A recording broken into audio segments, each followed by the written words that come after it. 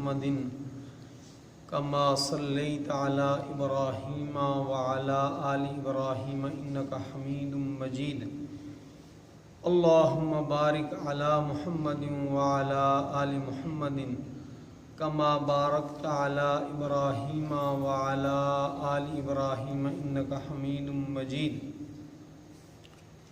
بسم الله الرحمن الرحيم عن علي رضي الله تعالى عنه قال إني سمعت رسول الله صلى الله عليه وسلم يقول إنها ستكون فتنة قلت ما المخرج منها يا رسول الله قال كتاب الله فيه نبأ ما قبلكم وخبر ما بعدكم وحكم ما بينكم هو الفصل ليس بالهزل من تركه من جبار قسمه الله ومن ابتغى الهدى في غيره أضله الله وهو حبل الله المتين وهو الذكر الحكيم وهو الصراط المستقيم هو الذي لا تزيغ به الأهواء ولا تلتبس به الألسنة ولا يشبع منه العلماء ولا يخلق عن كثرة الرد ولا ينقضي عجائبه هو الذي لم تنته الجن إذ سمعته حتى قالوا إنا سمعنا قرآنا عجبا يهدي إلى الرشد فآمنا به من به أجرا ومن حكم به عدلا ومن دعا إليه هدي إلى صراط مستقيم رواہ الترمذی والدارمی۔ سامعین و ناظرین، ہم نے سلسلہ درس کو 2 دن کے لیے روک کر کے قرآن حکیم سے متعلق احادیث سے کچھ باتیں عرض کی تھی کل، اور اسی حدیث پاک کا ایک حصہ رہ گیا تھا جس کو آج انشاءاللہ مکمل کرنا ہے۔ سیدنا حضرت علی رضی اللہ تعالی عنہ خلافت راشدہ کے چوتھے تاجدار ہیں، نبی رحمت صلی اللہ علیہ وسلم کے داماد ہیں۔ حضور اکرم صلی اللہ علیہ وسلم نے ارشاد فرمایا انا مدینۃ العلم وعلی بابها، کہ میں علم کا شہر ہوں اور علی شہر علم کا دروازہ ہے۔ حضرت علی رضی اللہ تعالیٰ عنہ سے روایت ہے، حضرت علی فرماتے ہیں میں نے رسول اکرم صلی اللہ علیہ وسلم کو فرماتے ہوئے سنا کہ آگاہ ہو جاؤ، ہوشیار ہو جاؤ، بڑا فتنہ آنے والا ہے۔ تو حضرت علی رضی اللہ تعالیٰ عنہ فرماتے ہیں قلت، میں نے عرض کی کہ مل مخرج منہا یا رسول اللہ، اللہ کے رسول صلی اللہ علیہ وسلم فتنوں سے باہر نکلنے کا راستہ کیا ہے، فتنوں سے کس طرح بچ سکتے ہیں؟ تو اللہ کے رسول صلی اللہ علیہ وسلم نے فرمایا کتاب اللہ، اللہ کی کتاب کے ذریعے۔ حضور اکرم صلی اللہ علیہ وسلم نے ایک دوسرے مقام پر بھی فرمایا، بہت ہی اہم خطاب کے اندر آپ نے فرمایا الا، خبردار، ہوشیار، انی تارک فیکم الثقلین، فرمایا میں 2 چیزیں چھوڑ کر تمہارے درمیان اس دنیا سے سفر آخرت کی طرف روانہ ہو رہا ہوں۔ فرمایا احدہما، ان 2 بھاری اور عظیم چیزوں میں سے ایک ہے کتاب اللہ عز و جل، اللہ تعالیٰ کی کتاب۔ 2 میں سے ایک، اللہ کے رسول صلی اللہ علیہ وسلم اس دنیا سے تشریف لے جانے سے پہلے ہمیں یہ 2 تحفے دے کر گئے ہیں، ایک اللہ تعالیٰ کی کتاب اور دوسرے اپنا طریقہ، یا دوسری روایت کے اندر ہے اللہ تعالیٰ کی کتاب اور اپنے اہل بیت۔ اس سے آپ قرآن حکیم کی ہمارے لیے کیا ضرورت ہے اس کا اندازہ لگائیں۔ تو فرمایا اللہ کے رسول صلی اللہ علیہ وسلم نے کہ فتنوں سے بچنے اور فتنوں سے محفوظ رہنے اور فتنوں سے نکلنے کے لیے کتاب اللہ ذریعہ اور واسطہ ہے۔ فرمایا فیہ نبأ ما قبلکم، اس کتاب الہی کے اندر پرانے واقعات ہیں کہ کس طرح انسانوں کو عروج ملتا ہے۔ عروج و زوال، عزت و ذلت، یہ کوئی حادثاتی چیزیں نہیں ہوتی بلکہ ان کے اسباب ہوتے ہیں۔ آپ ترقی کریں، آپ عزتیں پائیں بحیثیت فرد یا بحیثیت امت، اس کے اسباب ہوتے ہیں، اور ذلیل ہو جائیں، پریشان ہو جائیں، رسوا ہو جائیں بحیثیت فرد یا بحیثیت جماعت، اس کے بھی اسباب ہوتے ہیں، اور وہ سارے اسباب قرآن حکیم نے بتائے ہیں۔ وَخَبَرُ مَا بَعْدَكُمْ، اور بعد میں کیا ہونے والا ہے اس کی خبریں بھی اس کے اندر درج ہیں۔ آپ قرآن حکیم کے اندر پڑھتے ہیں کہ انسان یہ کریں گے تو یہ بربادی آئے گی، انسان یہ کریں گے تو یہ خوشحالی انہیں نصیب ہوگی۔ وَحُكْمُ مَا بَيْنَكُمْ، انسان کو بہت سارے زندگی میں مسائل پیش آتے ہیں، ان مسائل کے درمیان وہ فیصلہ کیسے کرے، وہ فیصلے اس قرآن حکیم کے اندر ہیں۔ هُوَ الْفَصْلُ، وہ حق و باطل، دن اور رات، جھوٹ اور سچائی کے درمیان فیصلہ کرنے والا کلام ہے، یہ کوئی کھیل تماشا نہیں ہے۔ اور فرمایا جس نے اس اللہ تعالیٰ کی کتاب کو کبر کی وجہ سے، لاپرواہی کی وجہ سے، تکبر کی وجہ سے چھوڑ دیا، اللہ تعالیٰ فرماتے ہیں قسمہ اللہ، اللہ اسے کاٹ کر کے رکھ دے۔ فرمایا من ابتغى الہدی فی غیرہ اضلہ اللہ، جو اللہ تعالیٰ کی اس کتاب کو چھوڑ کر ہدایت ڈھونڈے گا اللہ تعالیٰ اسے گمراہ کر دے۔ یہاں تک کل بھی ہم نے پڑھا تھا۔ فرمایا وَهُوَ حَبْلُ اللَّهِ الْمَتِينُ، وہ قرآن حکیم اللہ تعالیٰ کی مضبوط رسی ہے، جو اس رسی کے ساتھ لٹک گیا وہ بچ گیا۔ عبداللہ ابن مبارک رحمہ اللہ رحمتاً واسعہ تابعی تھے۔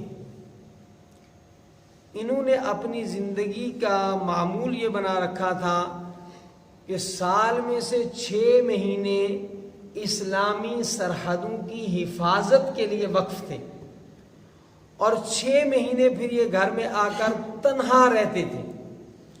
تو دوست احباب اور متعلقین نے کہا کہ حضرت آپ اتنا تنہائی پسند ہو گئے ہیں، کسی سے ملاقات نہیں، کسی سے بات چیت نہیں، ہر وقت تنہا رہتے ہیں۔ تو عبداللہ ابن مبارک رحمۃ اللہ علیہ نے فرمایا نہیں، میں تنہا نہیں رہتا ہوں۔ فرمایا کیسے؟ آپ تو کسی مجمع میں نظر نہیں آتے، کسی چوک میں لگی ہوئی مجلس میں نظر نہیں آتے، کسی دکان پر بیٹھے ہوئے جو ہے لوگوں کے ساتھ کہکے نہیں لگا رہے ہوتے۔ تو فرمایا دیکھو میں یا اللہ تعالیٰ کے قرآن کے ساتھ مشغول ہوتا ہوں یا نبی اکرم صلی اللہ علیہ وسلم کے فرمان کے ساتھ مشغول ہوتا ہوں، یا میں اللہ کا کلام پڑھ رہا ہوتا ہوں، سمجھ رہا ہوتا ہوں، تو گویا میں اللہ تعالیٰ سے ہم کلام ہوتا ہوں۔ تو جو اللہ تعالیٰ کے ساتھ ہو آپ اسے کہیں وہ تنہا ہے، اور یا میں رسول اکرم صلی اللہ علیہ وسلم کی صحبت سے فیض یاب ہو رہا ہوتا ہوں، یعنی حدیث پاک کے پڑھنے پڑھانے میں مشغول رہتا ہوں۔ تو قرآن حکیم یہ وہ مضبوط رسی ہے کہ جو اس سے وابستہ ہو جائے گا وہ اللہ تبارک و تعالیٰ تک پہنچ ہی جائے گا۔ وَهُوَ الذِّكْرُ الْحَكِيمُ، اور یہ ایک محکم مضبوط نصیحت نامہ ہے اللہ رب العالمین کی طرف سے۔ وَهُوَ الصِّرَاطُ الْمُسْتَقِيمُ، یہ قرآن سیدھا راستہ ہے۔ جو آدمی چاہے کہ میں سیدھے راستے پر چلنا چاہتا ہوں وہ قرآن حکیم سیکھے۔ اللہ کے قرآن کو چھوڑ کر کوئی سیدھا راستہ نہیں پا سکتا۔ ان ھذا القرآن، یہدی للتی ہی اقوم، یہ قرآن حکیم راہنمائی کرتا ہے سیدھے راستے کی طرف. هو الذی لا تزیغ بہ الاہواء، جو بندہ قرآن حکیم کی اطاعت کرتا ہے وہ کجی سے، وہ ادھر ادھر جانے سے محفوظ رہتا ہے. ولا تلتبس بہ الالسنۃ، اور انسانوں کی زبانیں اس کے اندر کوئی تروڑ مروڑ نہیں کر سکتی، جیسا کہ پہلی کتابوں کے اندر کیا گیا. تورات، زبور، انجیل، ان کتابوں کے اندر لوگوں نے وہاں کچھ تھا اور زبان سے کچھ بیان کرتے تھے، اور چلتے چلتے بہت ساری اس کے اندر جو ہے تحریف اور تبدیلیاں کر دی. فرمایا قرآن حکیم کے ساتھ کوئی ایسا نہیں کر سکتا. ولا یشبع منہ العلماء، اور اس کا علم ایسا رسیلا، ایسا جاذب اور ایسا ہدایت کا اور علوم کا ایک چشمہ ہے، سر چشمہ، ایک منبع ہے. فرمایا علماء کے پیٹ، ان کے دل و دماغ اس علم سے کبھی جو ہے وہ مکمل طور پر سیراب نہیں ہو سکتے. آدمی چاہتا ہے اور پڑھوں اور پڑھوں اور پڑھوں، شرط یہ ہے کہ اس کے ساتھ لگاؤ پیدا ہو جائے. ولا یخلق عن کثرت الرد، آدمی باقی کتابوں کو ایک مرتبہ پڑھتا ہے، 2 مرتبہ پڑھتا ہے، 3 مرتبہ پڑھتا ہے، پھر وہ سوچتا ہے، کبھی کبھی کہتے ہیں کوئی کہ بھئی یہ کتاب کہاں میں نے یہ پڑھی ہوئی ہے، یعنی آدمی اس کو اب پرانی سمجھتا ہے کہ یہ تو بہت مرتبہ پڑھ چکا. قرآن حکیم ایک ایسا مقدس اور پاکیزہ کلام ہے کہ اس کو کبھی آدمی یہ نہیں سمجھتا کہ ہاں یہ میں پڑھ چکا ہوں، اب اس کے پڑھنے کی ضرورت نہیں ہے، بلکہ اس کے اندر دلوں کے لیے کھنچاؤ ہے، دل پذیری ہے. اللہ کے ایسے نیک بندے ہیں کہ 60-70 سالہ زندگی اللہ انہیں نصیب فرمائے، تو جتنی شعور کی زندگی ہوتی ہے اس ساری شعوری زندگی کے اندر جو ہے وہ روزانہ اس کی تلاوت کرتے ہیں. ہم سب روزانہ نماز کی ہر رکعت کے اندر سورہ فاتحہ پڑھتے ہیں. کبھی ایسا نہیں لگتا کہ بھئی آج سورہ فاتحہ نہ پڑھیں. یہ قرآن حکیم کا اعجاز ہے. اور فرمایا ولا ينقضی عجائبہ، اس کے اندر جو علوم و معارف کے خزانے چھپے ہوئے ہیں وہ کبھی ختم ہونے والے نہیں. جو آدمی اس کو پڑھتا چلا جائے گا، نئے سے نئے جو ہیں وہ حقائق اس کے سامنے، پہچانے، معارف اس پر جو ہیں وہ کھلتے چلے جائیں گے. آدمی جب قرآن حکیم کے ساتھ ہوتا ہے گویا وہ ایک کائنات کے ساتھ ہوتا ہے، وہ تنہا نہیں ہوتا. دیوانہ چمن کی سیریں نہیں ہے تنہا، دیوانہ چمن کی سیریں نہیں ہے تنہا، عالم ہے ان گلوں میں، پھول ہیں ان بستیوں. آدمی اس سے وابستگی تو پیدا کرے، پھر وہ اللہ رب العالمین کی مخلوق کے عجائبات انسانوں کے اوپر قرآن حکیم کھولتا چلا جاتا ہے.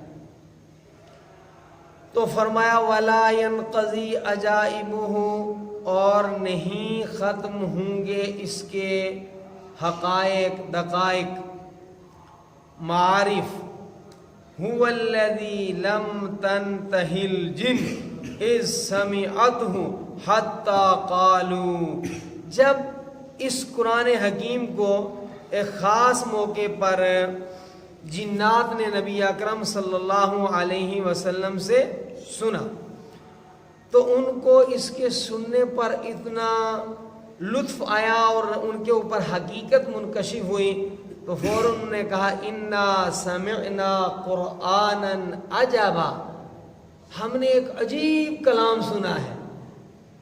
اور جنات نے بھی قرآن حکیم کی اس صفت کو فوراً اخذ کیا، لیا. یہدی الی الرشد، یہ تو اچھے کاموں کی طرف رہنمائی کرتا ہے. فآمنا بہ، بس ہم اس کے اوپر ایمان لیا. من قال بہ صدق، جو قرآن حکیم کی موافقت میں بات کہے اس نے سچ کہا. ومن عمل بہ اجرا، اور جو قرآن حکیم کی تعلیم کے مطابق عمل کرے اس کے لیے خیر ہے، اس کے لیے کامیابی ہے، اس کے لیے ثواب ہے۔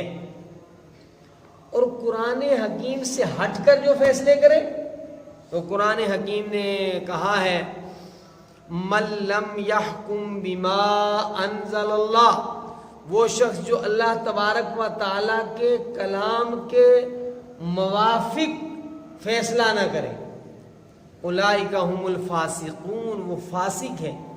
ومن لم یحکم بما انزل اللہ فاولئک هم الکافرون، جو اللہ تعالیٰ کی کتاب کے مطابق فیصلہ نہ کرے وہ کافر ہے۔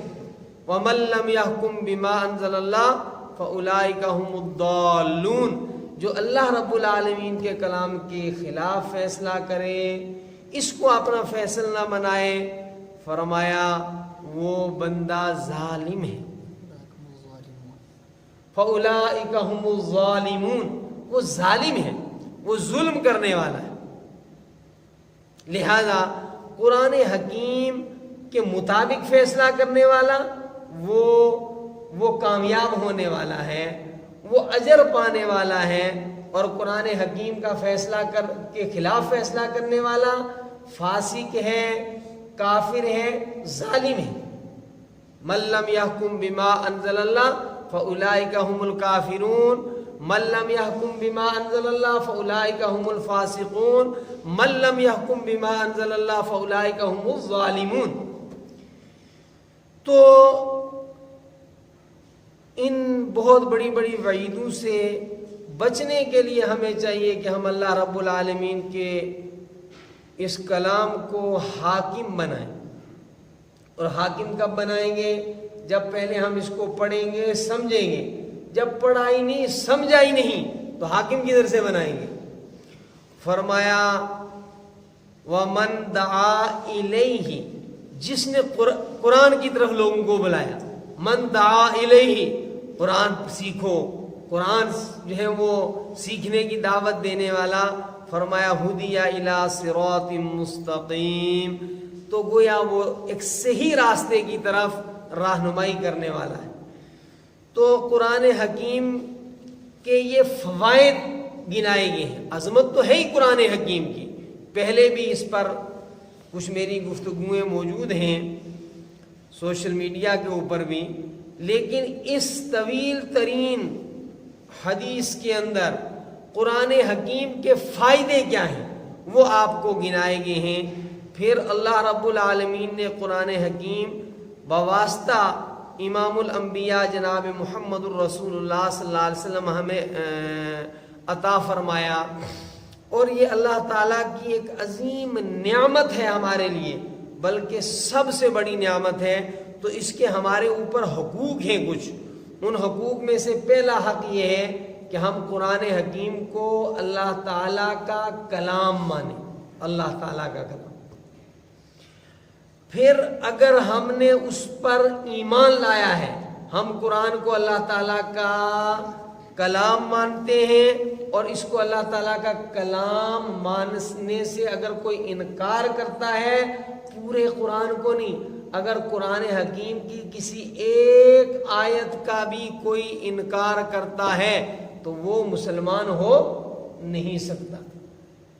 باقی بسم اللہ سے لے کر سورہ فاتحہ کی الحمد سے لے کر والناس کی سین تک ہمارے لیے فرض ہے، اور ہمارے مسلمان ہونے کے لیے ضروری ہے کہ ہم اس کے ایک ایک لفظ اور ایک ایک آیت کے اوپر ایمان رکھیں، یقین رکھیں گے اللہ تبارک و تعالیٰ کا کلام ہے۔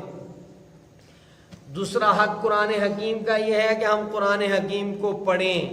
تیسرا حق یہ ہے کہ ہم قرآن حکیم کو سمجھیں۔ اللہ رب العالمین فرماتے ہیں افلا یتدبرون القرآن، کیا ہو گیا انسانوں، کیوں نہیں تم اللہ کے قرآن میں غور و فکر کرتے؟ کہیں ایسا تو نہیں ہے، کہیں ایسا تو نہیں ہے، کہیں ایسا تو نہیں ہے کہ تمہارے دلوں کے اوپر مہر لگا دی گئی ہے اور تمہارے دلوں پر غفلت کے اور کفر کے اور خدائے پاک کی نافرمانی کے تالے ڈال دیے گئے، بند کر دیا گیا ہے تمہارے دلوں کو کہ اللہ کے قرآن کے سمجھنے سے تم محروم ہو۔ تمہاری عقلیں جو ہیں اس کے فہم سے محروم ہیں. افلا یتدبرون القرآن. تو میرے بھائیوں اگر ایسا ہے کسی کے دل کے اوپر قرآن حکیم منکشف نہیں ہو رہا ہے, کھل نہیں رہا ہے, تو یہ اللہ کا بڑا عذاب ہے, یہ ایک بیماری ہے, اس بیماری کا علاج کروانا چاہیے. تو فرمایا کہ قرآن حکیم کے حقوق میں سے ایک حق ہے اسے سمجھنا, اور سمجھ کر پھر اس پر عمل کرنا, اور پھر اس کی اشاعت کرنا. تو قرآن حکیم کے کتنے حق ہیں؟ نمبر 1 ماننا, نمبر 2 پڑھنا, نمبر 3 سمجھنا, نمبر 4 قرآن حکیم پر عمل کرنا, اور نمبر 5 قرآن حکیم کی تعلیمات کو پھیلانا. تو ان 5 حقوق کو ادا کرنے کا ارادہ کریں. انشاءاللہ کل وہیں سے سبق آگے جاری ہو جائے گا.